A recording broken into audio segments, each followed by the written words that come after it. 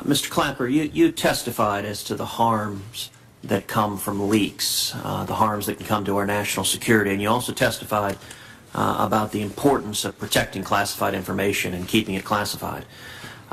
During your many years in intelligence and at the DNI, have you ever knowingly forwarded classified information to a non-government employee on a non-government computer who did not have authorization to receive that information?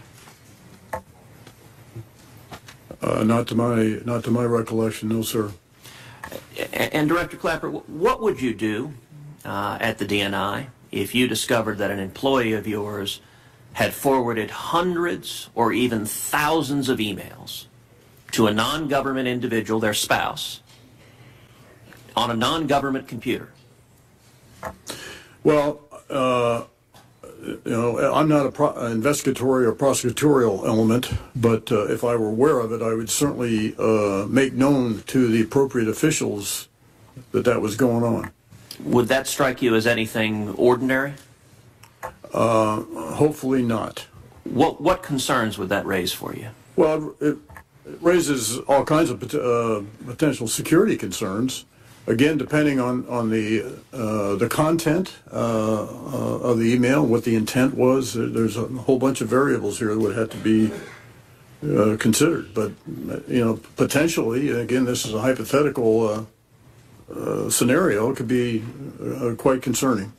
What would you expect to happen if you made a referral of an individual who had forwarded hundreds or even thousands of classified information to a non-government employee on a non-government computer? Whatever the potential transgression was, if there were sufficient evidence of a compromise, we would file a crimes report. That's a standard procedure that we use when there's the potential for investigating and prosecuting someone.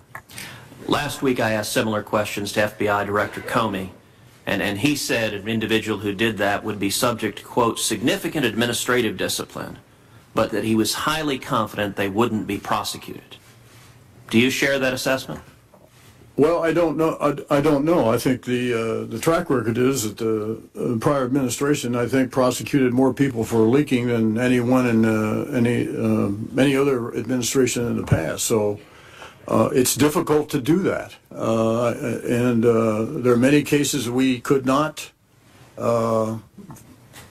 prosecute or even seek a crimes report because the potential audience of people that could have been the perpetrator of these insecurities could not be identified. It is true that other individuals who were not in the direct employ of the Democratic nominee for president were prosecuted for that conduct.